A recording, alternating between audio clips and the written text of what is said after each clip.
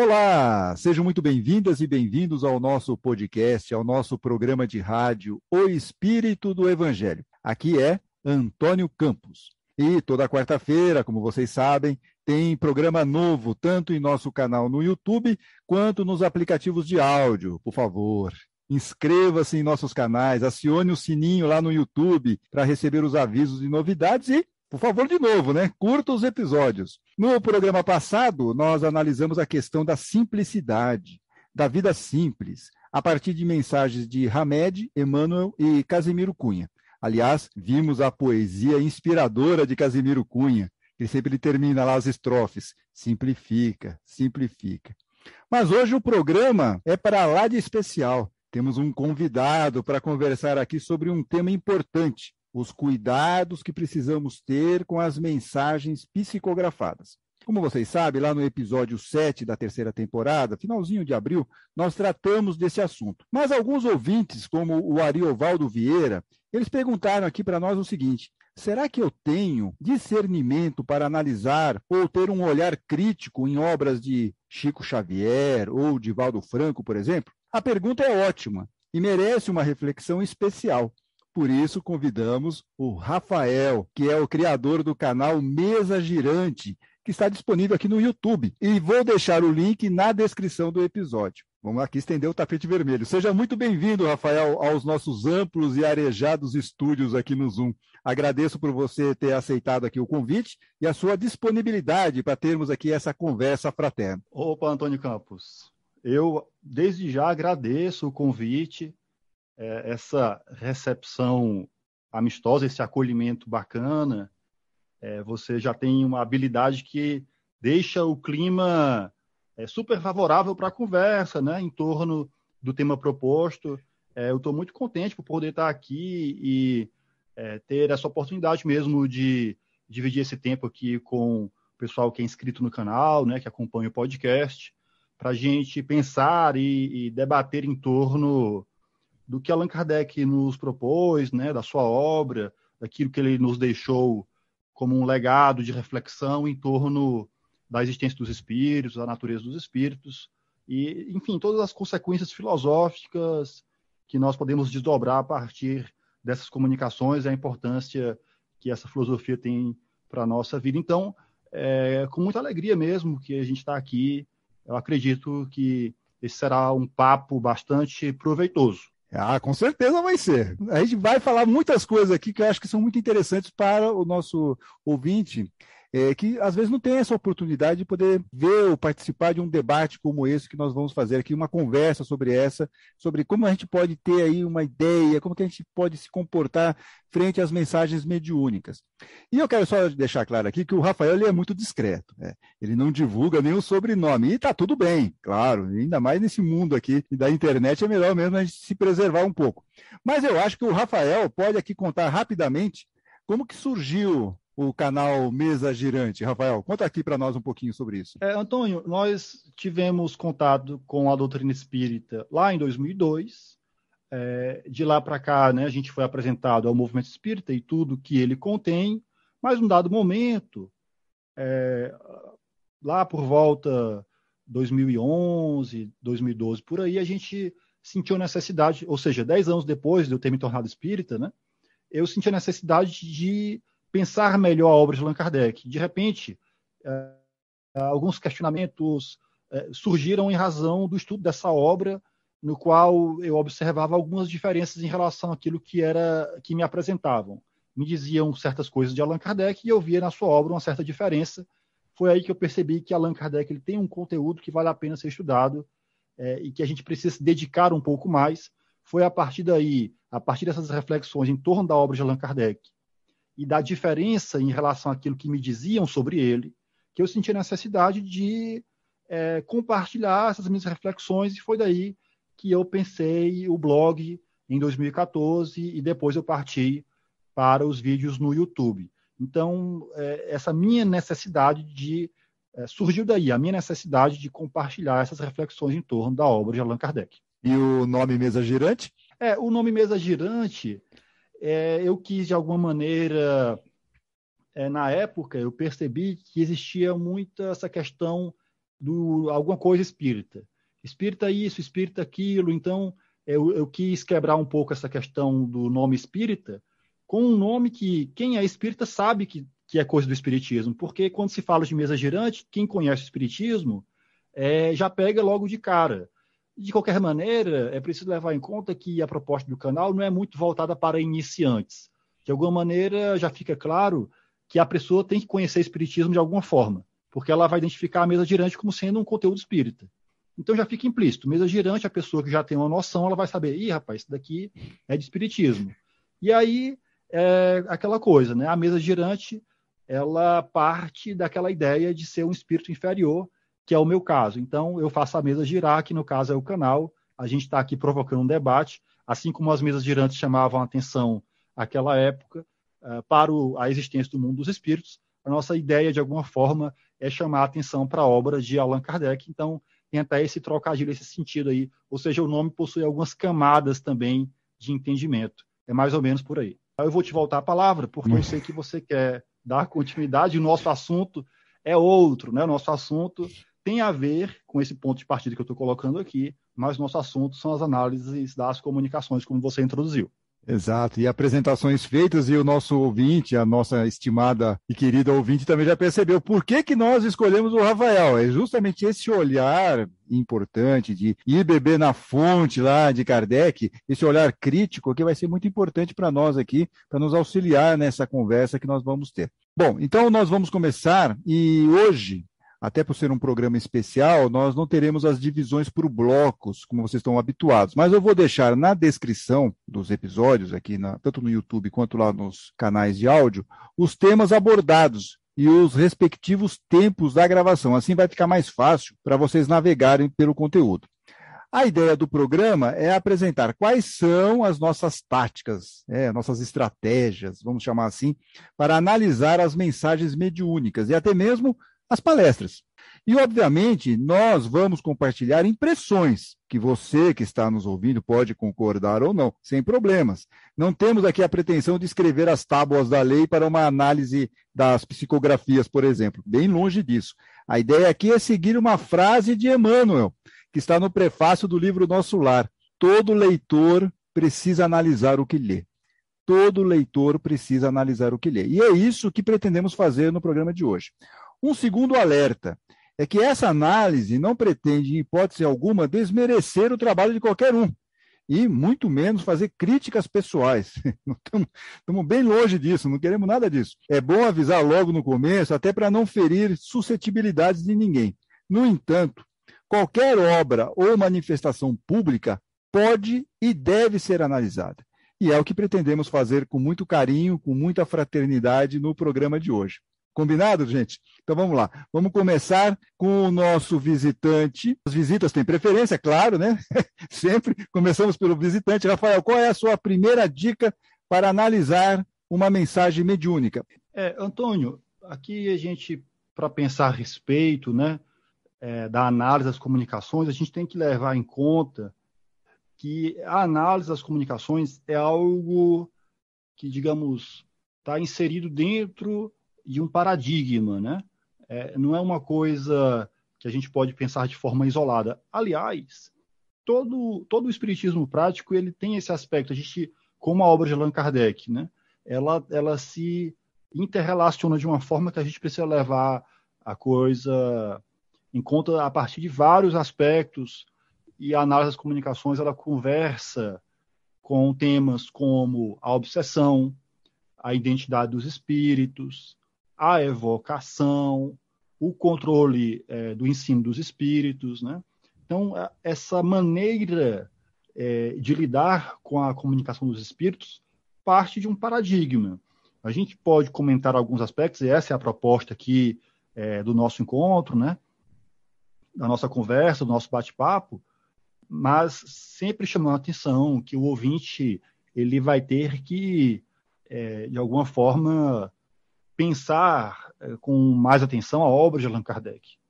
E quando a gente fala a obra de Allan Kardec, a gente não pode pensar em um único livro, muito menos em um único capítulo de um livro. A gente tem que pensar a obra de Allan Kardec como um todo. A gente precisa rever muitos nossos entendimentos, né? Como eu dizia, a questão do controle universal do ensino dos espíritos é algo que muitas vezes a gente é apresentado de uma forma muito superficial e a gente acaba sendo apresentado a essa ideia, a essa maneira de lidar com o conteúdo espírita de uma forma muito localizada no tempo. De maneira que, quando se fala de controle universal do ensino dos espíritos, liga-se esse controle à figura de Allan Kardec, com justa razão, afinal de contas foi ele que pensou isso, mas associado a Allan Kardec, traz-se aí uma ideia de que Allan Kardec era o único que podia fazer isso.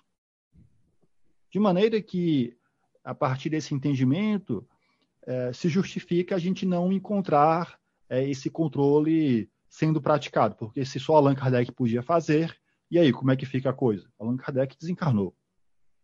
Então, a gente não vai mais exercitar o controle do ensino dos espíritos. Não é essa a ideia. Afinal de contas, Allan Kardec fazia isso, mas de forma diferente do que nos dizem, ele não era o único que fazia. Todo mundo, e eu me refiro ao movimento espírita orientado e conduzido por Allan Kardec, eram indivíduos, né, os espíritas, tinham a iniciativa de entrar em contato com os espíritos e de estudar com os espíritos. Essa iniciativa ela é fundamental para que esse controle ele seja exercido. Quando a gente fala de comunicação dos espíritos, a gente está falando da necessidade de estudo. A obra de Allan Kardec, e muito se fala de estudo como sendo uma coisa... a gente tem que estudar. Não é que a gente tem que estudar. O estudo ele é a razão de ser do espiritismo. Não existe reflexão espírita sem estudo. Rafael, mas e a caridade? Também requer estudo. Porque a caridade depende de uma reflexão moral. E o estudo do indivíduo, nos seus vícios, nas suas virtudes, depende dessa reflexão. Então, não tem como a gente desmembrar essa coisa. A caridade é uma coisa, estudo é outra. Não.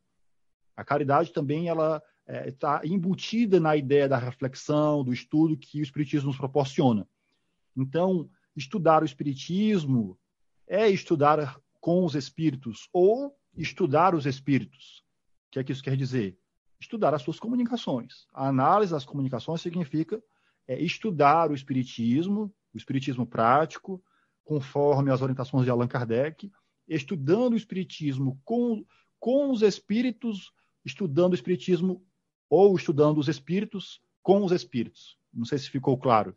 Estudar o espiritismo é estudar o espiritismo com os espíritos, estudando os espíritos, estudando as suas comunicações. Porque, a partir dessa postura, a gente tem uma visão diferente daquilo que a gente obtém a partir da comunicação dos espíritos. A gente muda a nossa postura. Quando um espírito se comunica, a gente tem ali uma oportunidade de estudo da doutrina, de estudo, por assim dizer, da comunicação. Ou seja, a gente busca, a partir dessa análise, chegar à natureza do espírito que se comunica. Isto é fundamental na prática do espiritismo ou no espiritismo prático. Me referindo aqui a um texto, a gente pode pegar no Livro dos Médiuns, o capítulo 24, que é o capítulo da identidade dos espíritos, o modo de se distinguirem os bons dos maus espíritos. Nós temos nesse capítulo vários itens, e no item 267 a gente tem aqui um resumo, pelo qual Allan Kardec nos apresenta os meios de se reconhecer a qualidade dos espíritos, porque é disso que se trata. A gente está lidando com o invisível e a gente precisa, o quanto antes, nos assegurarmos da qualidade dos espíritos que se comunicam. Quando a gente entra em contato com os espíritos, quando os espíritos se comunicam, a gente precisa, uma vez que eles encontram-se no invisível, a gente precisa, a partir desse contato, nos certificarmos com quem que a gente está lidando. Com quem que a gente está lidando. E a gente pode, através das comunicações, ter uma ideia, a partir da ação dos espíritos sobre nós. A partir da comunicação dos espíritos, a gente tem como gradativamente, pacientemente, nos certificarmos de com quem a gente está lidando. Isso é muito importante. Porque o mundo dos espíritos, Allan Kardec percebeu, ele é composto por pessoas, ou melhor, por indivíduos de toda qualidade. Então, quanto antes a gente compreender com quem está lidando, melhor. essa parte de identificar o espírito ele é muito importante. É a mensagem que está sendo enviada, né? Se você sabe se é um espírito de luz, não é, pela mensagem você tem como descobrir um pouquinho isso. E aí a minha dica, pegando uma carona no que você está falando, é também em cima do médium. Né? Uma coisa você tem que ter esse controle da mensagem, mas também você tem que entender, e às vezes acontece isso, até porque você estava falando do controle universal, como nós não temos mais esse controle universal dos espíritos, dessas mensagens mediúnicas, o sistema que você mesmo mencionou aí, que a gente sabe que é consagrado por Allan Kardec na avaliação das mensagens psicografadas, nós é que precisamos fazer por conta própria essa triagem. Uma delas é essa que você está colocando, que é a qualidade da comunicação. Mas também nós temos que quebrar um paradigma, voltando lá para a codificação e para o livro dos médiuns. Por exemplo, lá no capítulo 20, no item 226, eu acho que é o artigo 9º, Kardec pergunta qual seria o médium que poderíamos considerar perfeito. E aí os espíritos falam, perfeito não tem. O melhorzinho é aquele que é menos enganado pelos espíritos. Então, isso nos ajuda a quebrar um paradigma, porque às vezes a gente fica falando assim, principalmente no Brasil, veio a mensagem mediúnica, logo ela é uma verdade insofismável. Mas alguns médiuns ainda tem os médiuns que são os médiuns estrelados, acima de qualquer suspeita. Mas nem Kardec, nem os espíritos nos davam essa garantia de que que tem médium perfeito, não existe. Então isso eu acho que é importante, até para responder lá para o Ariovaldo, que ele fala, puxa, mas será que eu tenho discernimento e tal? Quando você parte do princípio de que qualquer médium é falível, então você fica mais tranquilo para poder fazer a sua avaliação, a sua análise em relação àquela comunicação que está chegando. Então você analisa, como você bem colocou, Rafael, a questão da qualidade daquela mensagem, mas também nós podemos questionar, e até eu vou falar um pouquinho mais para frente, depende das interferências que podem existir na comunicação mediúnica por meio, até meio redundante, do médium. Porque o médium não é um WhatsApp. A gente às vezes acha isso, né? O médium está recebendo e está mandando a informação como ele está recebendo. E muitas vezes não é assim. Aliás, acho que a maioria das vezes não é assim. Há uma interferência do médium pelas suas convicções pessoais, pela sua cultura, enfim, tem uma série de questões que acabam interferindo naquela mensagem. Então, eu acho que isso é um aspecto interessante, acho que a gente pode pensar nessa ideia de que não existe um médium acima de qualquer suspeita, um médium medalhão, médium cuja obra não possa ser analisada de maneira crítica. Eu acho que tudo isso, nós temos que romper esse paradigma. Eu, pelo menos, tento fazer isso para nós quebrarmos essas barreiras e esses entendimentos que nos levam, de repente, a comprar gato por lebre. Não é uma coisa boa. Então, nós não podemos ter medo. Eu acho que essa é a questão de questionar com educação, com fraternidade, sem ser uma questão pessoal. Lógico, tem todas essas questões mais urbanas, né? Mas não é isso que nós estamos falando. Estamos falando o seguinte, eu vejo aquele texto, eu posso analisar aquele texto? Pode, deve, análise crítica, né? No conteúdo da mensagem, em sua totalidade ou em trecho. Às vezes, você vai pegar uma mensagem que, no meio de uma série de questões que estão muito interessantes, mas de repente tem lá uma situação que você fala, mas isso eu não concordo muito, isso aqui não está batendo com o que Kardec falava. Então, é uma análise crítica que é importante, mas parte desse princípio que você estava falando e bateu tanto na tecla, que você tem que ter aqui um estudo, você tem que ter um conhecimento, uma segurança em relação à doutrina espírita. Quero pegar aí o teu gancho, já que você falou dos médiuns, no capítulo 16 do Livro dos Médiuns, antes de partir lá para o item que eu queria ler, mas aqui no capítulo 16 do Livro dos Médiuns, variedades dos médiuns especiais, tem um ponto aqui que eu quero compartilhar com todo mundo, me valendo aí do que tu comentou agora em relação aos médiuns.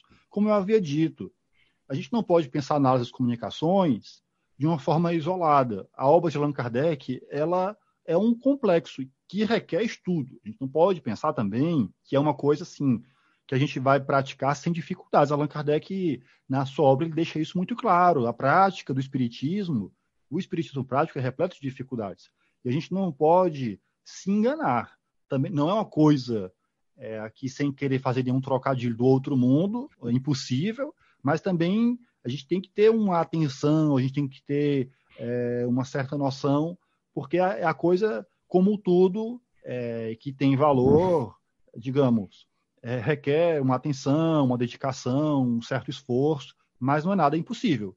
Se fosse impossível, Allan Kardec não tinha escrito seus livros. Ele não tinha ensinado a fazer. Ele não tinha ensinado. Ele teria dito assim, pessoal, eu sou missionário, como está todo mundo dizendo aí, né? Vocês aprenderam no Brasil, eu sou missionário e tal. Pois bem, eu estou dizendo aqui no meu livro, mas não faça, só eu posso fazer. Não existe isso, né? Se ele escreveu, compartilhou a experiência dele conosco, já naquela época a turma fazia, seguia o que ele orientava, e a gente vê isso claramente na Revista Espírita.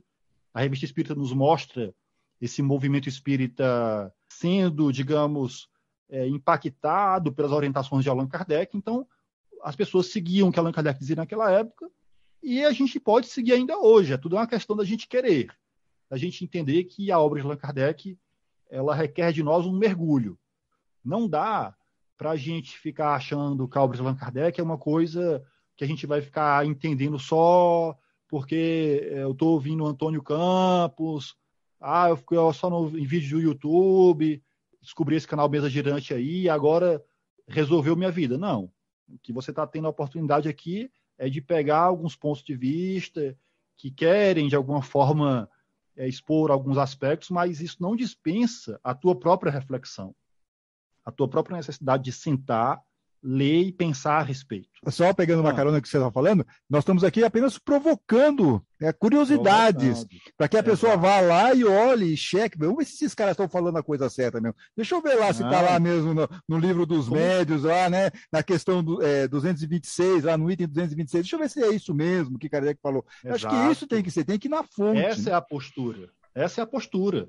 Porque, como você disse, ninguém está escrevendo aqui aí os 10 mandamentos na tábua da pedra. Não existe isso. O cara está falando, será que é isso mesmo? Veja que é uma postura que nos tira de uma acomodação, de uma passividade. Espera aí que eu vou ver, eu vou abrir o livro, vou pensar. Mas eu li e não entendi. Eu vou ler até entender. Eu vou fazer uma prece.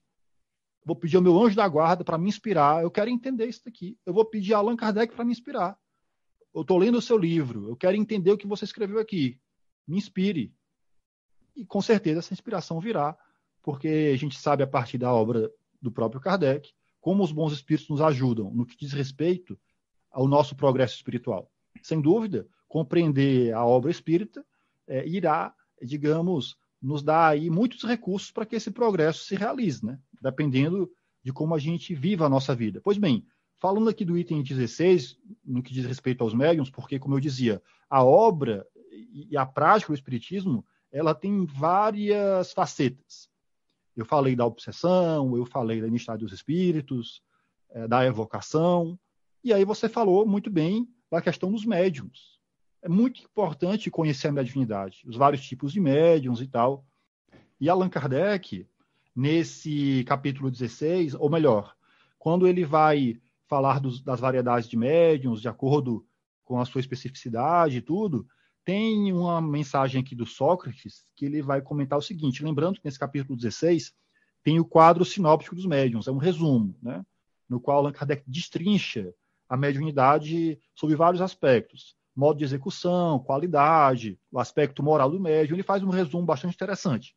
Aí o Sócrates diz assim, este quadro é de grande importância, não só para os médiuns sinceros, que lendo-o procuram de boa fé preservar-se dos escolhos a que estão expostos, mas também para todos os que se servem dos médiuns, porque lhes dará a medida do que podem racionalmente esperar. Ele deverá estar constantemente, olha só a proposta, esse quadro deve estar constantemente sob as vistas de todo aquele que se ocupa das manifestações, do mesmo modo que a escala espírita, a que serve de complemento. Então, o espírito diz o seguinte, esse quadro que resume a variedade de médiuns tem que estar na mão assim como a escala espírita. Porque você tem que compreender o médium, você tem que compreender as possibilidades que a mediunidade te oferece e, a partir dessas possibilidades, quais são as qualidades de espíritos que você vai entrar em contato. Então, vejamos como uma coisa ela tem várias facetas. A obra ela precisa ser estudada a partir desses múltiplos aspectos. Eu falava lá do capítulo relativo ao modo de se distinguirem os bons dos maus espíritos. No final, eu disse que Allan Kardec coloca aqui vários itens, né, resumidos, e aí a gente encontra no último um ponto importante com base em tudo isso que a gente comentou em relação a essa postura que você também descreveu agora, né? De não entender que a coisa é uma verdade que cai do céu, pronta e acabada. Não. A doutrina espírita, pelo seu duplo caráter, ela tem esse lado que requer de nós um trabalho. O conhecimento espírita requer de nós um trabalho, um estudo, uma reflexão. E aqui no 26º, se diz o seguinte: para julgar os espíritos, isso depois de dar várias dicas, no modo de se distinguir os bons dos maus espíritos. Aí no final se fala assim, que é a dificuldade, inclusive, do rapaz, agora que eu não lembro o nome, que te fez a pergunta, né? Ariovaldo. Para julgar os espíritos, olha só, para ele depois ir nesse texto. Para julgar os espíritos, como para julgar os homens, é preciso, primeiro, que cada um saiba julgar-se a si mesmo. Muita gente há, infelizmente, que toma suas próprias opiniões pessoais como paradigma exclusivo do bem, ou do bom e do mal, do verdadeiro e do falso. Tudo o que lhes contradiga a maneira de ver, as suas ideias e ao sistema que conceberam ou adotaram, lhes parece mal. Então, qualquer contrariedade àquilo que eu entendo que é o certo, para a pessoa já não está valendo. Ela se chateia, ela se contraria, ela não aceita de forma alguma. Disso, porém, nem suspeitam. É o defeito sobre que mais se iludem os homens, de tomarem as próprias ideias como paradigma universal. Então, é preciso ter uma humildade, inclusive, por essa busca pela verdade, de reconhecer que não sabe tudo, de que quer aprender. E aí se conclui falando o seguinte: todas essas instruções decorrem da experiência e do ensino dos espíritos. Vamos completá-las com as próprias respostas que eles deram sobre os pontos mais importantes. E aí Allan Kardec continua no livro. Então vejam como Allan Kardec chama a atenção para esse aspecto da vaidade, né? Da prepotência, da arrogância, ou de repente, ideias preconcebidas que a gente adota e a gente não abre mão de forma alguma. De maneira que, com base nisso, muitas vezes, diante da crítica, não só aquilo que é nosso, mas aquilo que a gente assume como sendo verdade, diante da crítica a gente não aceita. Não aceita. Ah, mas está aqui sendo mostrado. A gente não dá nem abertura. Veja como o problema é sério. Se a gente não dá abertura para essa reflexão, como é que a gente vai analisar nada? Porque eu já parto do princípio de que está tudo certo. Foi como você falou. Se a gente entende, por exemplo, que certos médiuns estão acima do bem e do mal, então pronto, não tem o que pensar, não tem o que estudar, não tem o que trabalhar, a coisa já está resolvida. Infelizmente, ou felizmente, isso caracteriza uma doutrina religiosa. Nas religiões é assim que funciona. Você tem um sacerdote, você tem um indivíduo que está ali habilitado dentro daquele entendimento, a dizer o que é o certo e o que é errado e quais são as verdades que a gente tem que seguir. A doutrina espírita não é assim. Felizmente, a proposta de Allan Kardec é por outro caminho, é de busca pela verdade. E nessa busca, o questionamento se faz necessário. Então, a gente tem que partir dessa premissa. A gente está disposto realmente a rever algumas coisas, a pensar, ou a gente já parte do princípio de que, por exemplo, o médium famoso disse, está dito. Se a gente está preso a esse preconceito, a gente vai encontrar dificuldade de aplicar a obra de Allan Kardec. Nessa dificuldade, muitas vezes, é que a gente adapta o que Allan Kardec disse a uma certa mentalidade. Ah, mas será mesmo? Será que isso daqui não é coisa daquela época? Aí a gente vai adaptando a obra de Allan Kardec e não é para ser assim. Eu quero pegar uma carona, que eu quero dar uma outra dica, porque tudo isso envolve, e eu acho que a gente tem que bater muito nisso, que é um esforço de cada um de nós. Nós temos que fazer essa análise, nós não podemos pegar o prato feito, a gente tem que gastar aqui um suor para analisar isso. E tem um caso que eu acho que é importante, que são vários casos, mas eu peguei um aqui para mostrar como é complicado isso. Cada médium pode ter aí as suas convicções, pode ter a sua cultura, seu modo de pensar, e que vai acabar interferindo de alguma forma naquela comunicação. O espírito também, mesmo sendo considerado elevado, também tem um apego a certas ideias, ele pode também interferir um pouco nessa comunicação. Mas o momento histórico em que a obra foi escrita também pode interferir, né? Tem uma influência da época em que foi escrito. Por isso que eu estou querendo pegar carona com o que você estava falando, porque isso exige de nós uma análise crítica. Então, por exemplo, se a pessoa vai lá pegar o livro Nosso Lar que é um livro importante dentro do Espiritismo. Ele foi escrito em 1943 e publicado em 1944. E ele tem um exemplo ótimo da interferência da época em que foi escrito, e que a gente precisa ter esse discernimento. Então, no capítulo 20, Noções de Lar, a dona Laura, que, como vocês sabem, era a mãe de Lísias e acabou acolhendo André Luiz lá na colônia espiritual, no relato de André Luiz lá no livro Nosso Lar, pela psicografia de Chico Xavier, ela dá a seguinte orientação para André Luiz, sobre a questão do relacionamento entre um homem e uma mulher no ambiente de trabalho. Então, ela fala o seguinte: é claro que o movimento coevo atual do feminismo desesperado constitui abominável ação contra as verdadeiras atribuições do espírito feminino. A mulher não pode ir ao duelo com os homens através de escritórios e gabinetes, onde se reserva a atividade justa ao espírito masculino. Então, se a gente não fizer, se a gente for olhar um texto desse como esse, nós precisamos ter um discernimento, né, e compreender que ele foi escrito em um determinado momento histórico. Hoje, esse conteúdo não faz o menor sentido. Então, mas foi Chico que escreveu, a psicografia foi do Chico, o André Luiz é que enviou. Ok, mas é uma realidade de 1943, isso não se aplica mais. A gente precisa ter essa análise, essa conversa com o texto, a gente precisa saber, naquele momento histórico, até podia fazer sentido. Hoje, né, depois de passado tanto tempo, não faz o menor sentido. Eu acho que essa é uma das ideias, uma das questões aqui, sem questionar aqui a obra Nosso Lar, mas eu acho que isso mostra bem essa influência do momento histórico e o esforço que nós temos que ter como leitores de analisar aquilo. Falar assim, opa, isso daqui não está legal, isso aqui está dentro de uma outra realidade. Não é por causa disso que eu vou aplicar, vou falar, não, agora minha mulher fica em casa e eu vou trabalhar. Não é desse jeito, mulher só pode ficar em casa. Não, mas está lá no Nosso Lar. Espera aí, isso é 1943. É um pouco essa reflexão que eu queria compartilhar aqui com vocês. Eu estava aqui observando a sua fala, falando, mas a obra Nosso Lar, eu já colocaria o seguinte: a gente não pode encarar esses livros como relíquias sagradas. Não, é um livro que possui afirmações que merece da nossa parte uma análise rigorosa. Allan Kardec, ele não está para brincadeira, né? Quando ele propõe que a gente tem que pensar o que os espíritos dizem, ele coloca a coisa de forma bastante contundente. A gente tem que ser rigoroso com aquilo que os espíritos dizem. Sabe por quê? Porque bom espírito não se incomoda com isso. Pelo contrário. O bom espírito, ele espera isso de nós. Então, não tem essa de dizer, não pode. Não pode. Não só pode, como deve. A nossa postura, e aí eu volto, depende de um paradigma. Com Allan Kardec, atenção, com Allan Kardec a gente aprende a enxergar as coisas de uma outra maneira. Não é questão de faltar com respeito, ou agredir, ofender, não é isso. Não se trata disso. O que está em jogo aqui são as ideias. São as ideias. Então a gente aprende com Allan Kardec a ter esse discernimento.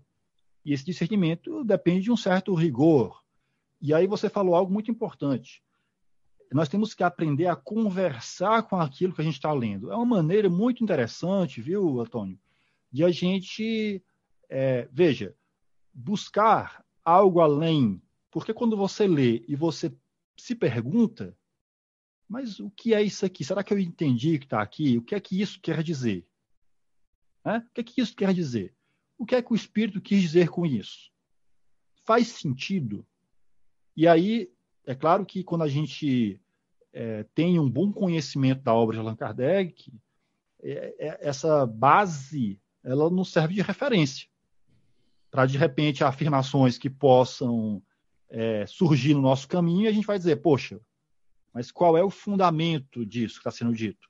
Então, essa postura que você sugeriu de conversar com o texto, ela é muito importante. E é uma coisa meio de doido, assim, né, com todo o respeito, porque você tem que ficar pensando e conversando consigo mesmo. O que é que isso quer dizer?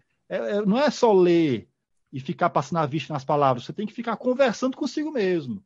Então, se você fizer isso em voz alta, alguém pode querer te levar para um tratamento mental, dizer, será que está tudo bem aí? Tá tudo bem, fulano? Tá falando sozinho? Não, porque eu tô lendo e pensando, tô conversando, tô me questionando, tô questionando o texto, né? Exato. E aí o que você está falando aqui, e tem um caso excepcional aqui para a gente conversar, que é a questão do divórcio. Então, você já vai lá na doutrina espírita, lá em Kardec, no Evangelho segundo o Espiritismo, não que o Espiritismo vai incentivar o divórcio, não é isso, mas ele é claro, lá no Evangelho segundo o Espiritismo, no capítulo 22, item 5, que o divórcio é uma lei humana, cuja finalidade é separar legalmente o que já estava separado de fato. Perfeito. Ok. Só que aí você pega, por exemplo, médiuns ou espíritos, de repente, por uma questão histórica, cultural, tem uma questão mais religiosa, ou de repente, por algum segmento mais religioso, e acha que o divórcio não pode acontecer. Mas aí entra numa saia justa. E aí eles colocam, criam uma outra situação, uma variante, para tentar impedir essa ideia do divórcio. Por isso que eu estou falando que é uma questão que você tem que ficar toda hora pensando. Então, por exemplo, Emmanuel, lá no livro Leis de Amor, questões 8 e 9, no capítulo 4, o que ele fala lá? Tem uma pergunta para Emmanuel. Por mais ríspidas se façam as lutas no casamento, eu fico até imaginando essas lutas no casamento, beleza. É melhor permanecer dentro delas? Aí Emmanuel responde: pagar é libertar-se, aprender é assimilar a lição. Então você já veja que ele está falando, não, tem que ficar lá. Por quê? Aí o André Luiz, num outro livro, fala o seguinte, Apostilas da Vida, capítulo 17, casamento e divórcio. Aqui já é matador. Divórcio, edificação adiada, resto a pagar no balanço do espírito devedor. Marido e mulher assinaram um contrato de serviço antes da reencarnação. Aí, amigas e amigos e meu querido Rafael, eu pergunto para vocês, aonde está isso na doutrina espírita? Kardec não fez esse complemento em nenhum lugar, que pode ter surgido a partir do entendimento dos espíritos comunicantes ou pela interferência do médium, a gente não sabe. Mas é aquilo que você estava falando, você tem que parar e falar assim, puxa, mas por que ele está falando isso? Porque ele tem uma resistência contra o divórcio, mas a gente tem que entender, mas qual é a questão do divórcio para Allan Kardec? É uma lei humana, não tem nada de questões divinas aí e tudo mais, mas não dá para você ir contra a doutrina, então pega essa variante e fala, olha, você tem um débito a pagar, você tem que ficar com esse cônjuge aí que está te criando problema por muito tempo, senão depois você vai ter que voltar com ele de novo. E tem muitas pessoas que acreditam nisso, mas não tem essa informação na doutrina espírita. Então eu só estou colocando isso, que é aquela reflexão que você tem que ficar fazendo, tem que ficar atento o tempo todo. Né? Não está na doutrina espírita porque é algo que de repente falta até ao bom senso, né? E aí é que está o uso da razão. Porque, de repente, Antônio, para alguns temas, a gente não vai encontrar, de repente, diretamente na obra de Allan Kardec, algum desenvolvimento. Algo que nos dê um norte. Porque a doutrina espírita ela deve progredir junto com o conhecimento humano e tal. Então, num dado momento, pode ser que a gente não encontre algo mais direcionado que Allan Kardec tenha abordado que nos sirva como referência. E aí a gente vai ficar como? Aí a gente vai ter o método que ele nos ensinou. A sua postura. E aí eu vou repetir aqui algo que eu sempre tenho comentado. A gente aprende com Allan Kardec, é por isso que eu falo do paradigma ou da mudança de postura. A gente aprende com Allan Kardec não só o espiritismo, a gente aprende a fazer espiritismo. Essa postura, ela nos dá condições de lidar com as comunicações dos espíritos de uma forma que a gente não se confunda, não se engane, não fique admitindo coisas absurdas como sendo coisas razoáveis. A gente aprende com Allan Kardec a ter uma postura que nos dá uma relativa segurança no trato com os espíritos. A gente está colocando aqui, você está mencionando obras que foram publicadas, mas isso tem um sentido muito próprio para o próprio médium, né, que obtém comunicações, né? Isso diz respeito, vejamos, não só, como você também mencionou, não só a literatura dos livros que já encontram-se publicados, bem como em relação às palestras, né? Em relação à própria produção do médium, aquilo que ele obtém enquanto comunicações. Então, é uma mentalidade, é uma forma de encarar a coisa que depende dessa proximidade com o Allan Kardec. A gente insiste nisso porque foi como falávamos na abertura. A gente aprendeu com o Allan Kardec coisas que, de repente, tinham sido nos apresentadas de forma muito superficial, e com o Allan Kardec a gente muda a nossa forma de lidar com esses conteúdos. Em relação ao que você falava, dos exemplos que você mencionou, também aqui no capítulo 24, né, que eu comentei o 26º item, capítulo 24 do Livro dos Médiuns, né, modo de se distinguir os bons dos maus espíritos, no item 21 é dito exatamente isso, um aspecto que Allan Kardec chama a atenção, que a gente tem que levar em conta na hora de lidar com as comunicações que os espíritos deram. Os espíritos que na Terra viveram uma única preocupação material ou moral, se não se desprenderam da influência da matéria, continuam sob o império das ideias terrenas e trazem consigo a parte dos preconceitos que tinham, das predileções e mesmo das manias que tinham no mundo, né, nesse mundo, no mundo material. Fácil é isso de reconhecer-se pela linguagem de que se servem. Então, essa noção de que os espíritos, de repente, ainda estão presos à condição humana e, a partir daí, têm os seus preconceitos, é uma noção importante, porque, veja, a gente, ao lidar com os espíritos, a gente não parte de uma premissa equivocada de que os espíritos sabem tudo. Pelo contrário. A chance do espírito saber coisas do espiritismo menos do que você é alta também. Porque não é porque o indivíduo é espírito que ele sabe doutrina espírita, ou ele entende esses princípios. Claro que não, ele pode estar preso a ideias ainda de doutrinas que ele seguia aqui na Terra, preconceitos, enfim, manias. Ele pode estar, e pode ser um indivíduo ignorante, e de maneira que ele vai saber espiritismo menos do que você. Então não é assim, porque é espírito, sabe tudo. Não existe isso. Por isso, quando se fala do controle universal do ensino dos espíritos, a proposta de Allan Kardec era justamente, a partir dessa diversidade, você, de alguma forma, ter, a partir dessas várias comunicações, pontos de vista diferentes sobre a mesma coisa, e a partir daí você pintar um quadro. Agora, isso requer muito tato, muita prudência.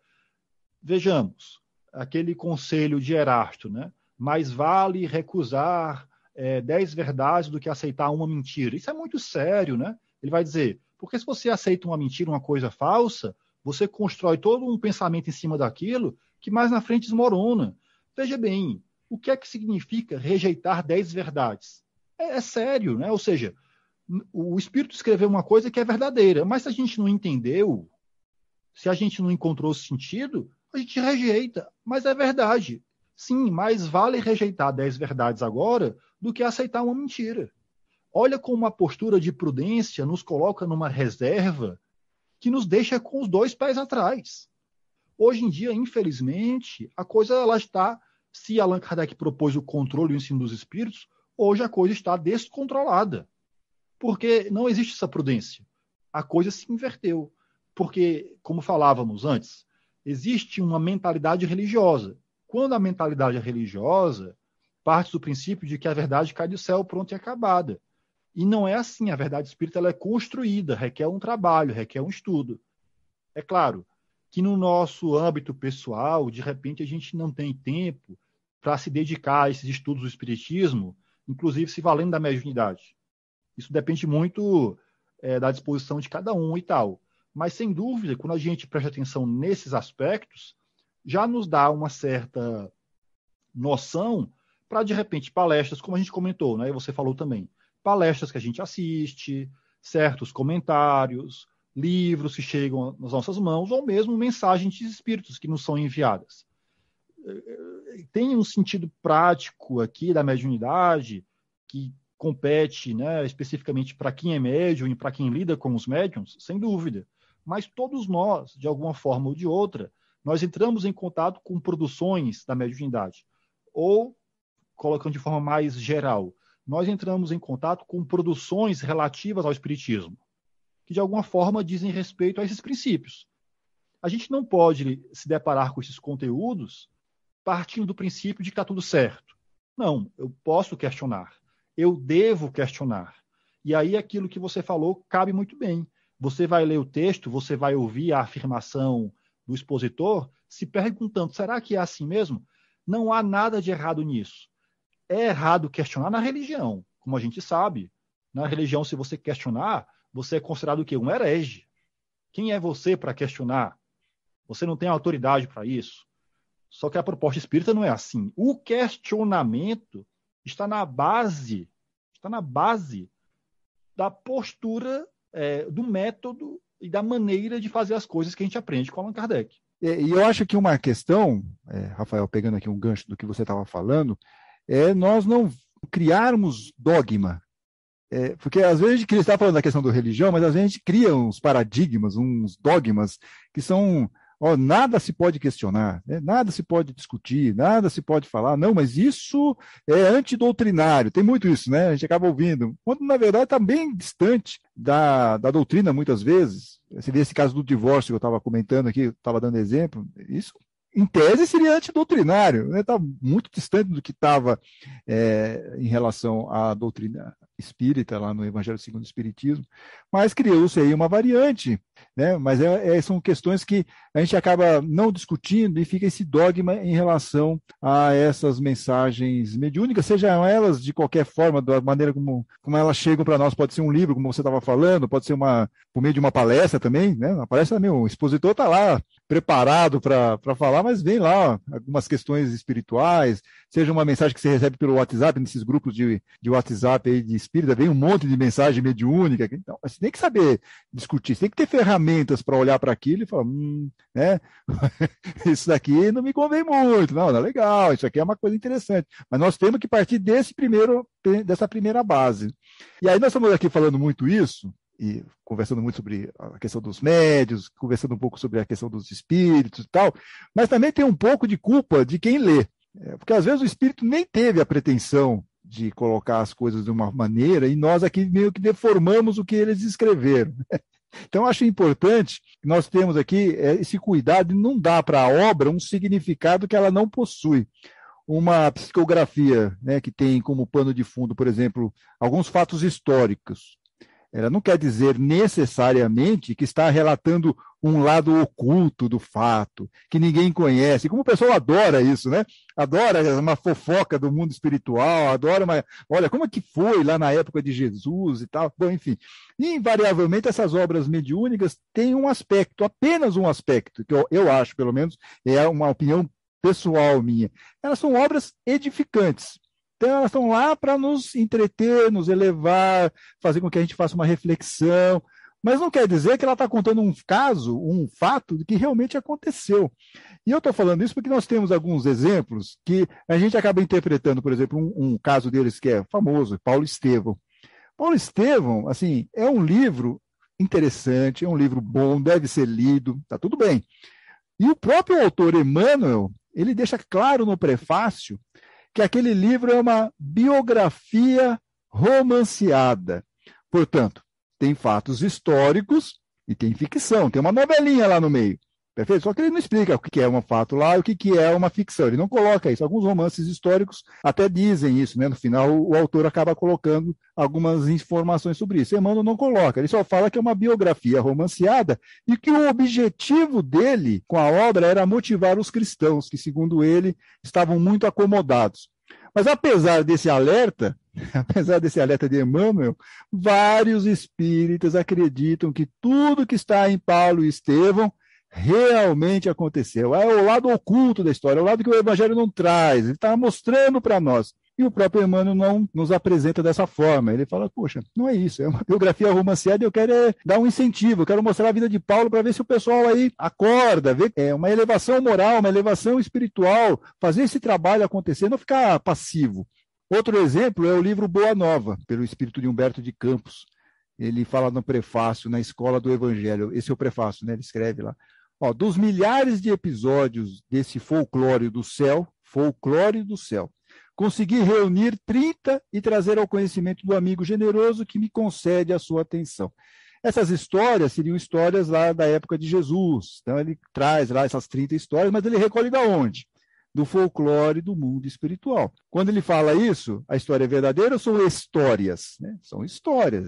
Porque o propósito são histórias edificantes, para a gente ler aquilo, ficar feliz, ficar bem, tal. Não que seja uma fato histórica, mas muitos espíritas falam assim, não, tudo que está lá aconteceu. Eu até vi uma palestra É que eu perdi esse link do Haroldo Dutra, tentando justificar que folclore, na época em que a obra foi escrita, acho que em 1943, 44, ela tinha outra conotação. E não é verdade. Quer dizer, folclore é folclore, é lenda. Você não tem como mudar isso para tentar justificar que aquela obra é histórica. Então, muitas vezes, nós acabamos dando uma conotação para a obra que nem o próprio espírito deu. A gente tem que tomar um certo cuidado com isso. Às vezes a gente acha, não, mas isso aconteceu. Porque a gente tem essa curiosidade, né, Rafael? Muitas pessoas têm. Puxa, como será essa vida aí na época de Jesus? Será que não dá para contar outras coisas? Como que foi essa história de Paulo? O que Paulo fez no deserto? Então, tem essa curiosidade, mas não tem essa informação histórica para nós.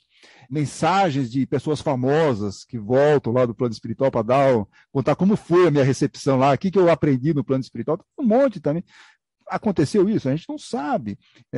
Será que é melhor a gente pensar que é apenas uma história edificante, uma pessoa passando lá uma informação para a gente ter aí alguns conceitos para tentar melhorar aqui a nossa vida nessa encarnação, não fazer tanta besteira, né? Então, seja mais por aí do que realmente uma fofoquinha do mundo espiritual ou uma curiosidade que não nos leva a lugar algum. Essa sua proposta ela é interessante, porque se a gente se apega a esses detalhes, não que eles não sejam relevantes a depender da história que é contada ou da personalidade que é citada, claro, né?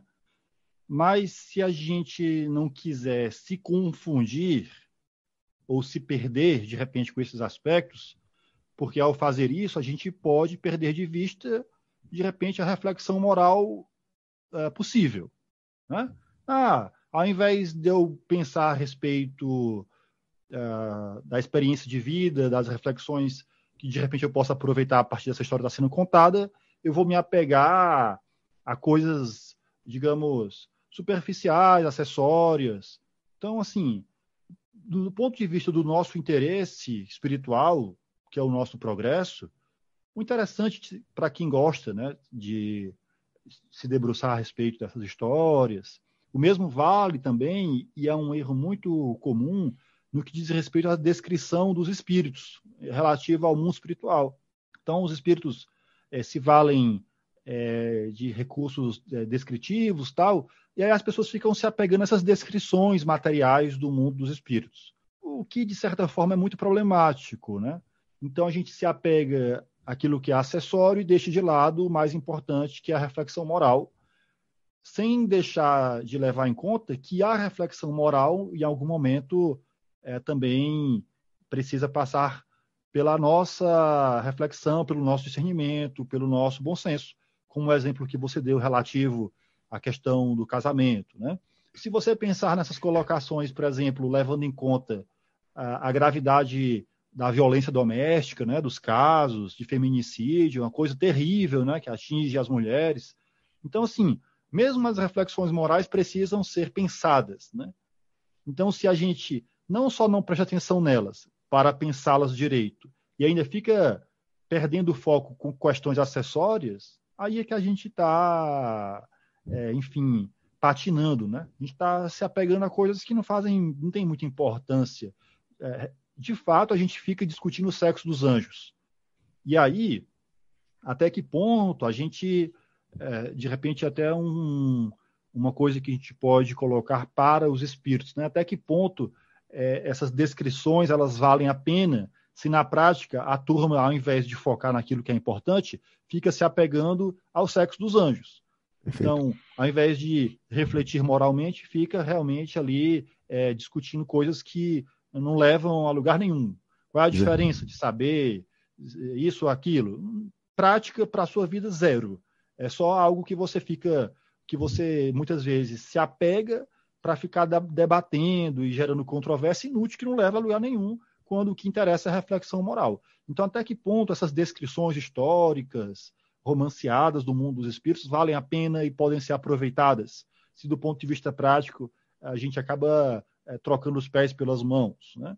E aí, no meio dessa coisa toda, a gente já não tem por hábito, porque a gente não aprendeu com Allan Kardec a questionar os espíritos, a chance da gente admitir tudo como verdade, sair repetindo as coisas por aí, criando verdadeiramente uma espécie de mitologia. Você falou do folclore, então eu ouvi dizer, o Espírito disse, eu li, ou fulano leu, disse na palestra, eu saio repetindo. A gente vai fazendo aquela brincadeira, telefone sem fio, né? Um disse, aí o outro disse, a história vai ganhando perna e vai, e de repente ninguém sabe mais quem foi que contou, de onde foi que surgiu, porque a gente fica se apegando a coisas que não tem nada a ver. Eu queria pegar um gancho, porque você falou, a gente faz uma interpretação, muitas vezes a gente não percebe, a gente fica preocupado com o acessório e não vê o principal. No caso do livro Nosso Lar, as pessoas ficam mais preocupadas com colônia espiritual, com umbral. O que é importante no livro Nosso Lar? É a evolução espiritual de André Luiz. Como ele começa lá em Nosso Lar e como ele termina. Essa é a grande lição do livro Nosso Lar, no meu entendimento. No livro Paulo Estevam, o que é importante? Aquelas informações históricas, aquela novelinha, ou a evolução de Paulo? Ele na estrada de Damasco, que é um momento de renovação, o homem velho indo embora, o homem novo entrando. Isso que tem que interessar para nós. Mas a gente fica preocupado lá com Abigail, o que o Paulo foi fazer no deserto, recebeu lá o evangelho, lá não sei, do Gamaliel. Quando isso não tem a menor lógica para nós. Quer dizer, a gente perde o foco do que é o importante naquela obra, né? No meu entendimento, claro. Se a gente se apega às questões acessórias, a gente deixa de lado o que é mais importante, que é a reflexão moral. Por exemplo, você falou aí do livro Nosso Lar. Quando a gente vê Allan Kardec tratado do mundo dos espíritos, Allan Kardec sabia que a chance da gente cometer esse erro que a gente comete hoje em dia era muito grande, que é de ficar se apegando àquilo que efetivamente não tem a menor importância. Porque, como nós estamos encarnados, a nossa compreensão do mundo dos espíritos é muito limitada.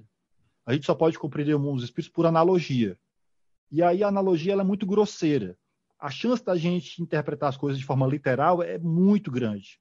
Ou de ficar materializando o mundo dos espíritos, comparando ou enxergando o mundo dos espíritos como sendo nosso, igual ao nosso. Então, Allan Kardec não cometeu esse erro, ele sabia o que ele estava fazendo. Quando ele vai falar da vida do mundo dos espíritos, ele foca no quê? Naquilo que é importante para a gente. Nos efeitos da condição moral do indivíduo. Felicidade, tristeza, em função dos vícios, das virtudes. Se você observar, por exemplo, a segunda parte do livro Céu e Inferno, onde estão os exemplos, que tem muita coisa da Revista Espírita ali, naqueles diálogos a gente vai encontrar reflexões morais. E o mundo dos espíritos descritos do ponto de vista moral. Por quê? Porque do ponto de vista moral a gente não vai se confundir. Mágoa é mágoa, tristeza é tristeza, revolta é revolta, dureza do sentimento. Então a gente, veja bem, pela reflexão moral, a gente não só não se confunde, como a gente pensa naquilo que realmente nos importa.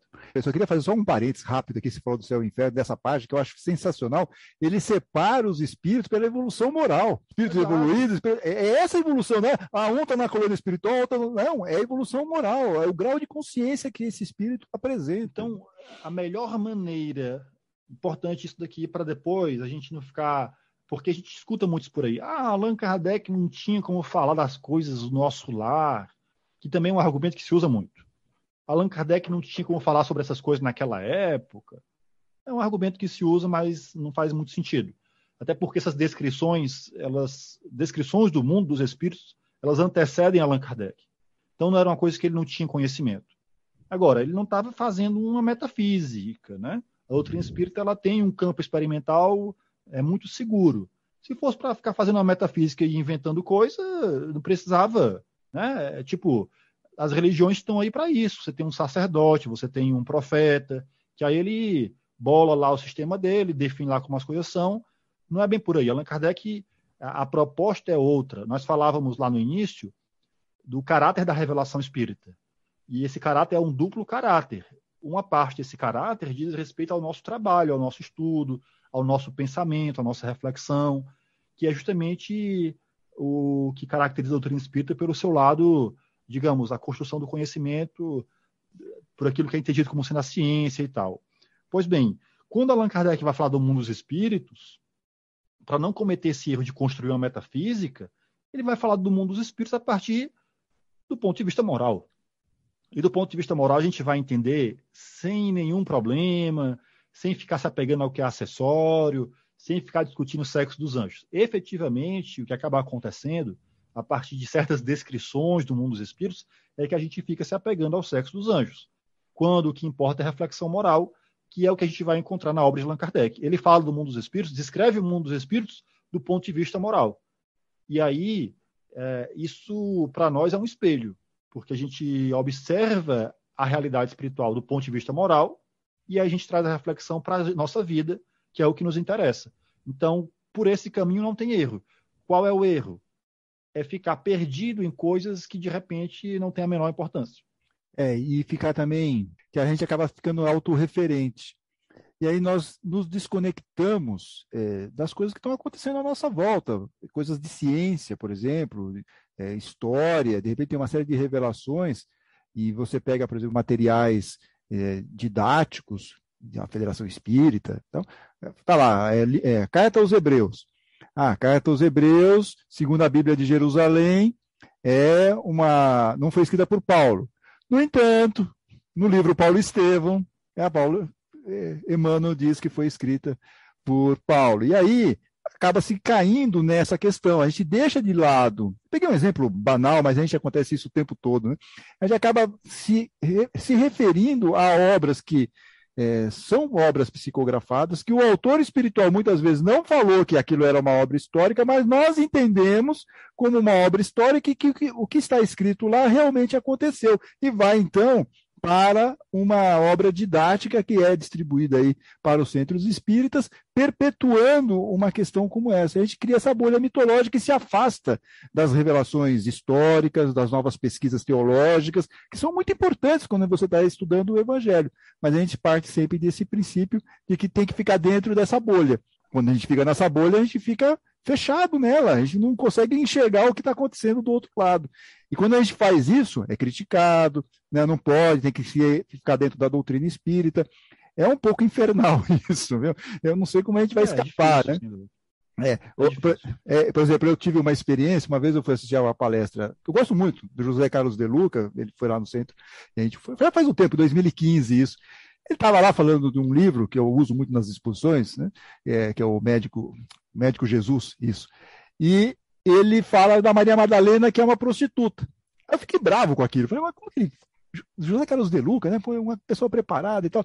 Fui lá, mandei um e-mail para ele com todas as informações históricas, mostrando que aquilo foi uma invenção do Papa Gregório Magno e tal.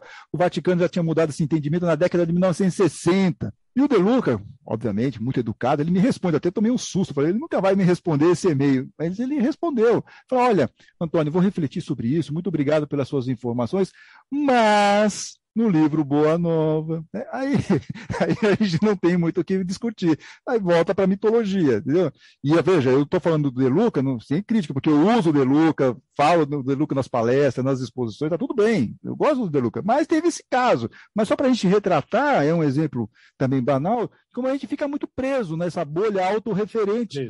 E a gente acaba entrando numa roubada desse jeito. A gente vai necrosar o espiritismo se a gente continuar com essa visão. E aí o que ocorre? Os espíritos cometem erros, sob vários pontos de vista, inclusive do ponto de vista moral. Né? Podem se enganar e tudo, mesmo de boa vontade. Né? Porque ao estudar a escala espírita, a gente sabe que os espíritos não sabem tudo. Por bons que sejam, por bons sentimentos, por boa vontade que possuam, podem se enganar. Então, esses erros, esses equívocos, algo que possa ser, de repente, aprofundado a partir de um questionamento, só vai ser observado de fato se a gente partir dessa premissa, de que eles não sabem tudo, de que o que eles dizem deve ser questionado, a fim de que a gente aprofunde o máximo possível.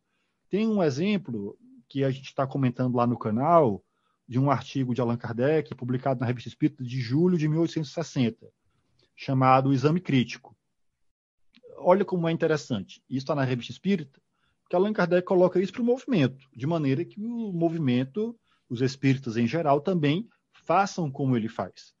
Olha só, ele vai dizer, o espírito Charlet se comunicou ao longo de várias sessões da sociedade, discorrendo a respeito dos animais. E aí ele desenvolve a ideia dele à vontade. À vontade, escreve. Allan Kardec faz o quê? Faz aquilo que ele nos ensina. Ele pega as comunicações, estuda e em cima daquilo que o Espírito disse, ele levanta questões. E nesse artigo, num artigo da mesma edição de julho, ele coloca todas as comunicações do Espírito, e no outro artigo ele coloca o exame crítico, as questões que ele propôs para o Espírito. Ele evoca o Espírito, por isso que lá no início falávamos, a evocação, a identidade dos Espíritos, a análise das comunicações, tudo isso está interligado, não são coisas separadas. Pois bem, então ele evoca o Espírito, porque se não é pela evocação, dificilmente o Espírito poderia vir, né, espontaneamente. Quem sabe se vem ou não? De repente pode ser que não venha. Mas como ele comunicou-se dizendo coisas, e essas coisas que ele disse nós estudamos, e vimos ali algo que merece a nossa parte um aprofundamento, porque tem um aspecto importante nessa questão da análise das comunicações, Antônio. Eu falava antes da questão de estudar o Espiritismo com os Espíritos. Por quê? Porque tem coisas que os Espíritos dizem que a gente não entende, coisas que não ficaram claras, não só porque o Espírito, que a gente precisa perguntar, não só porque o Espírito possivelmente tenha se enganado, mas porque, de fato, a gente talvez não tenha entendido. E nós precisamos entender. Eu falava lá no início, o Espiritismo, a necessidade do estudo é inerente à prática do Espiritismo. Pelo bem ou pelo mal. Pelo bem e pelo mal, quero dizer o quê? Seja pelas falhas que os Espíritos cometem, propositadamente, de propósito ou não, seja pela nossa própria necessidade de aprender, de pensar e de realmente tirar uma lição daquelas comunicações. Então, o Espírito disse coisas e Allan Kardec tem dúvidas. Nada mais natural. O Espírito dizer coisas e a gente ter dúvidas. Como os Espíritos hoje em dia dizem muitas coisas. E essas coisas que são ditas nos geram dúvidas. Só que como a gente não aprendeu com Allan Kardec a perguntar aos Espíritos, de repente ninguém se sente nem à vontade de fazer isso. Porque vão nos dizer, não, só Allan Kardec podia fazer isso. Mentira, não é verdade. Allan Kardec nos ensinou a fazer e os Espíritas faziam. Nós, hoje em dia, é que perdemos esse fio da meada. Mas a obra dele está aí para todo mundo pôr em prática. Pois bem, então Allan Kardec pega essas comunicações, tem dúvidas, não porque ele parta do princípio de que o Espírito está querendo enganar. Não, o Espírito disse coisas que não ficaram claras. Tem algo de absurdo nisso? Não, nada mais natural. Você recebeu uma mensagem, o Espírito disse coisas ali a respeito de um assunto, e aí você diz, poxa, isso daqui eu não entendi. Até porque o nosso entendimento ele é limitado também. Então, será que o Espírito pode me explicar melhor para ver se eu entendo? Olha só, você está estudando. Você está estudando o Espiritismo com os Espíritos. Você está estudando a natureza dos Espíritos e estudando o Espiritismo com eles. Então, Allan Kardec elabora as perguntas. E aí pergunta. Pergunta uma coisa, pergunta outra. Mas será que isso que você disse aqui é assim mesmo? Aí o Espírito fala, sabe o quê? Realmente eu me enganei, não é assim não, você tem razão. E aí lá depois o Espírito vai admitir que na empolgação de escrever se deixou levar pela imaginação. O Espírito disse coisas que se Allan Kardec não para pensar a respeito, Kardec comenta no final do artigo. O que teria acontecido se eu tivesse publicado essas mensagens sem as observações necessárias? O Espiritismo seria acusado de admitir ideias ridículas. E eu seria acusado de não saber separar ou distinguir o verdadeiro do falso. Então, vejamos, que os espíritos falem coisas estranhas, equivocadas, datadas numa época, como você citou aí vários exemplos, não há problema algum nisso, desde que a gente deixe claro. Então, se a obra tem problemas, a gente aponta. Que a obra o livro venha com comentários explicativos, evita justamente acontecer isso que você estava falando do folclore, a gente ficar repetindo as coisas como se fossem verdades que são inquestionáveis. Não existe isso. Então, Allan Kardec coloca as mensagens do Espírito Charlet, mas ele vai pontuar. Então, quem se depara com aquelas comunicações, vê na prática esse estudo, essa análise das comunicações, e vê exatamente Allan Kardec praticar aquilo que ele vai chamar ser o controle universal do ensino dos espíritos. E eu estava aqui ouvindo você falar sobre questionar os espíritos. E às vezes não dá para fazermos isso, principalmente quando uma obra já está publicada. Mas eu gostaria de fazer, se fosse possível, eu gostaria de fazer, por exemplo, perguntas para o espírito de Manuel Filomeno de Miranda, que pela psicografia do Divaldo Franco, lançou, acho que há uns 2 anos, em 2020, o livro No Rumo do Mundo de Regeneração, em que ele conta os bastidores, a partir do plano espiritual, de um hospital no meio daquela situação toda do tratamento da Covid. As pessoas procurando os hospitais, naquela situação dramática que foi, principalmente, 2021. E o Manuel Filomeno de Miranda, e aqui a gente sempre fazendo aquela ressalva, com muito respeito, também nada contra o Divaldo, nada disso, ok? Mas, pegando carona no que você falou sobre fazer o questionamento, eu fiquei aqui me matutando. Falei, puxa, se eu tivesse essa possibilidade, eu questionaria educadamente, fraternalmente, o Manuel Filomeno de Miranda para tentar entender especificamente 2 pontos. Fiquei confuso. Então, por exemplo, no capítulo 8, com o título Em Pleno Campo de Batalha, diz lá o Manuel Filomeno de Miranda pela psicografia de Divaldo Franco. Fiquei perplexo ao observar que os pacientes que chegavam lá ao hospital com a questão da Covid, invariavelmente estavam acompanhados por espíritos vulgares. E aí eu fiquei com a dúvida.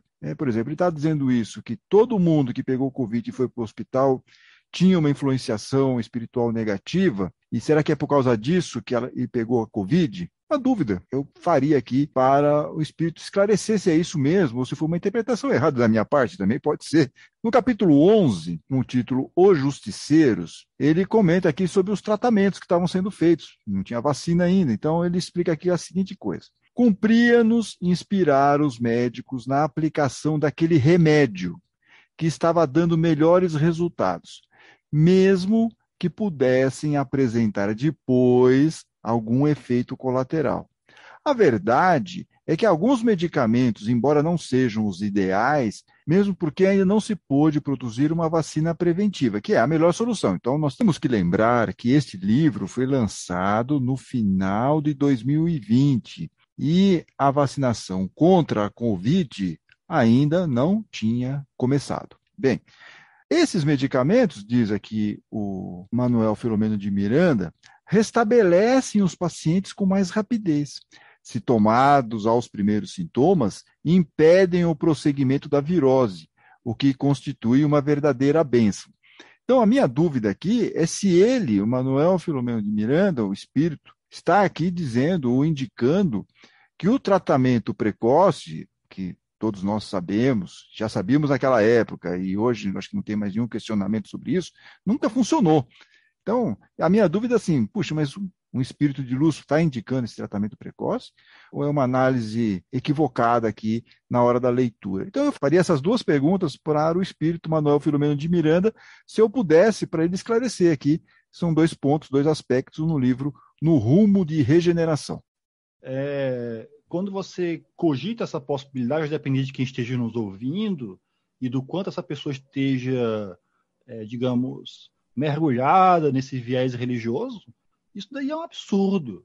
Tipo, questionar o espírito fulano de tal, mas não foi o médium, o Divaldo, no caso. Então, a depender de quem esteja nos ouvindo, eu acho que a pessoa já até parou o vídeo, porque, né, parou de ouvir, porque dói no ouvido, incomoda, porque ela aprendeu, ensinaram para ela que isso é errado, de forma sutil. Ela foi ensinada de que isso é uma heresia, porque, afinal de contas, veja bem, quem é esse Antônio, quem ele acha que é. Então, a pessoa já entende que essa postura, que é a postura aprendida com Allan Kardec, muito bom deixar isso claro aqui, essa postura que você está colocando, cogitando, é a postura que as pessoas viviam a partir do que Allan Kardec ensinava. Então, quando a gente segue, e aí volta lá para o início da nossa conversa, quando a gente encontra Allan Kardec, a gente muda a nossa forma de lidar com esses conteúdos. E essa mudança passa exatamente por essa postura. Então, você, de repente, sentir necessidade de perguntar ao espírito, é algo que a gente vai encontrar o movimento espírita fazer na revista espírita. Ah, não, só Allan Kardec fazia isso. Isso não é verdade, isso é mentira. Não era só Allan Kardec que fazia isso. Todo mundo, de alguma forma, tinha essa liberdade. E remetia para Allan Kardec esses estudos, e a gente vai encontrar isso na revista espírita. E isso que eu estou colocando aqui, para muita gente pode parecer absurdo, mas por quê? Por uma falta de familiaridade com a obra de Allan Kardec.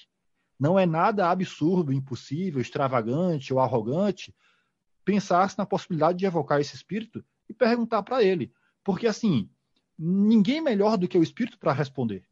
Não foi ele que disse? Então, vamos perguntar. Não, mas eu não sou Allan Kardec. Não é Allan Kardec, mas você tem a obra dele na sua mão e ele te ensina a fazer, como muitos faziam à época dele, sob a orientação que ele dava. Essa é a proposta. Isso é algo que está ao nosso alcance. Agora, a gente tem que se libertar dessa mentalidade de que fazer essas coisas é errado, de que fazer isso eu não tenho condições, quem sou eu não mereço, eu não presto. Isso é uma mentalidade religiosa que não condiz com a filosofia espírita.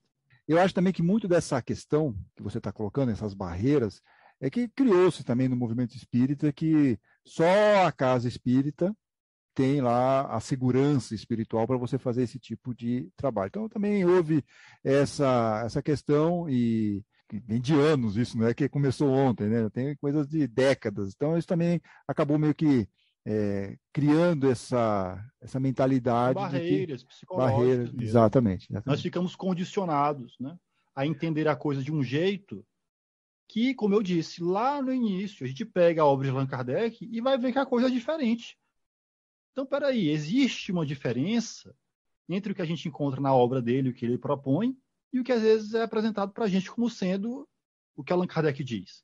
Entre o que nos dizem a respeito de Allan Kardec e o que ele diz, às vezes tem uma diferença.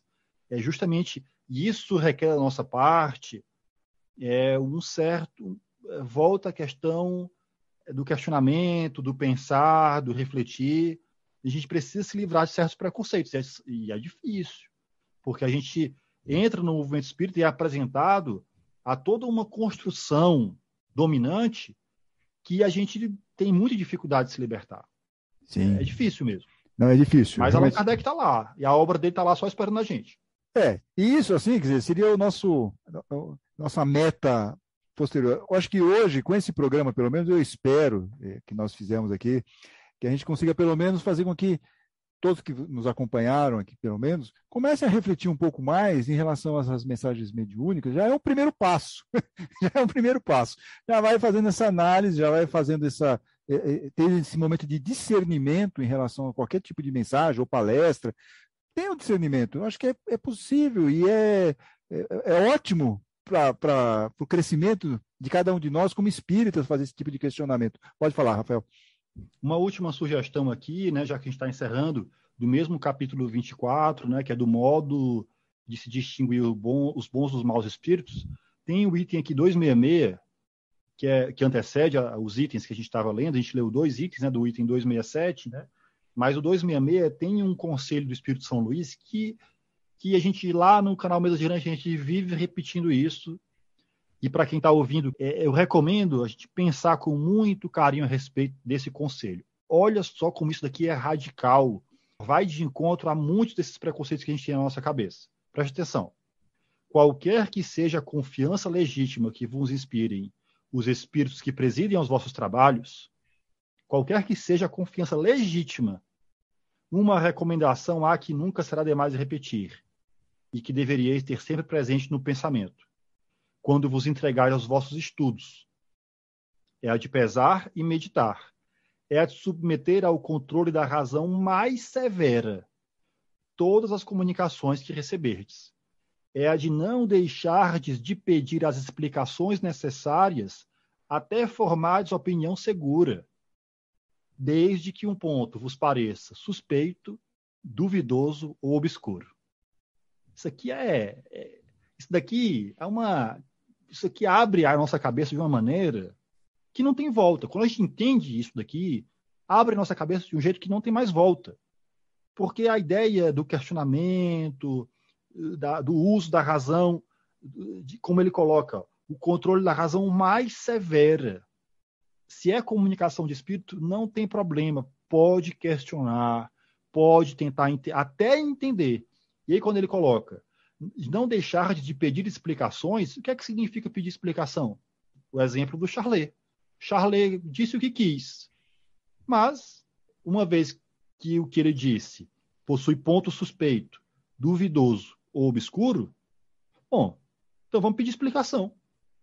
Vamos esperar o espírito vir um dia de novo? Não. A gente vai chamar o espírito já com as perguntinhas para ele responder. Ele não disse o que ele queria? Agora ele tem que dar conta.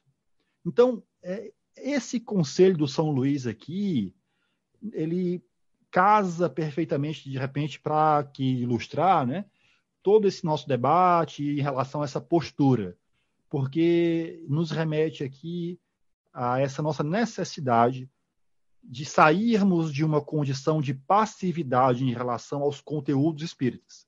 Aqui é restrito às comunicações, mas vale para todos os conteúdos espíritas. Pesar, refletir, questionar, fazer como você fez, você, lá no exemplo do palestrante, você enviou a pergunta, você, né? Será que é isso mesmo? E assim a gente vai construindo conhecimento, sem pressa, sem medo, sem vergonha de errar, né? A gente vai construindo e pensando juntos. A proposta espírita é uma proposta de construção do conhecimento. O conhecimento não está pronto e acabado. No que diz respeito à necessidade de fazer a doutrina espírita avançar, e ela precisa avançar. De que maneira ela avançará? Será a partir de revelações individuais, proféticas? Não, porque a proposta não é religiosa. O conhecimento espírita ele é construído a partir de um método, e esse método, o melhor que a gente tem até hoje em dia, foi o proposto por Allan Kardec. Enquanto não surgiu um método melhor, a gente fica com o que a gente tem, que já dá conta de bastante, de muita coisa, e é bastante razoável para a maioria dos conteúdos que a gente tem acesso. Então, vale a pena a gente pensar melhor a respeito dessa proposta, porque ela vai, de alguma maneira, abrir o caminho de forma segura, sem a gente se confundir, sem a gente ficar patinando sobre coisas, perdendo tempo sobre coisas que não têm muita utilidade para nós, levando em conta o que é o mais importante da doutrina espírita. Tudo isso só faz sentido se essas reflexões, essas discussões, se o ensino dos espíritos puder efetivamente produzir mudanças em nós, em quem nós somos. A filosofia, e aí eu volto lá para o iniciozinho da conversa, relativo à filosofia. O campo experimental, a comunicação dos espíritos, tudo isso só faz sentido se isso se converter em vida, em mudança. Ou seja, transformação do indivíduo a partir dessas reflexões. Pensar a vida e viver conforme o pensamento.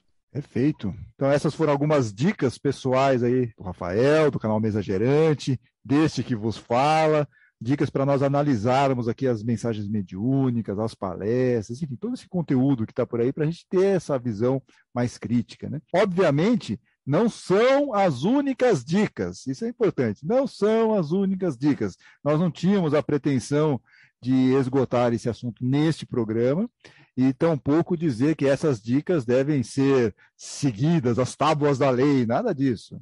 São estratégias que nós dois usamos e estamos aqui compartilhando com você que está aqui nos ouvindo, e também reforçamos que toda a análise feita aqui no programa de hoje foi em cima de informações públicas, sem críticas pessoais, isso aí é importante, para ninguém ficar aqui melindrado, chateado, nada disso, não tem essa pretensão, até porque eu mesmo uso textos de Emmanuel, André Luiz, Chico, Divaldo, eu uso lá nas palestras, nas aulas, eu tenho certeza que o Rafael também faz as suas menções aí nos seus programas, enfim, nós usamos isso, mas não é por causa disso que nós vamos falar, não, tudo que tem de lá não pode ser questionado. Não, a gente tem coisas importantes que devem ser analisadas e foi essa aqui a proposta do programa. Então, Rafael, olha, muito obrigado por essa conversa.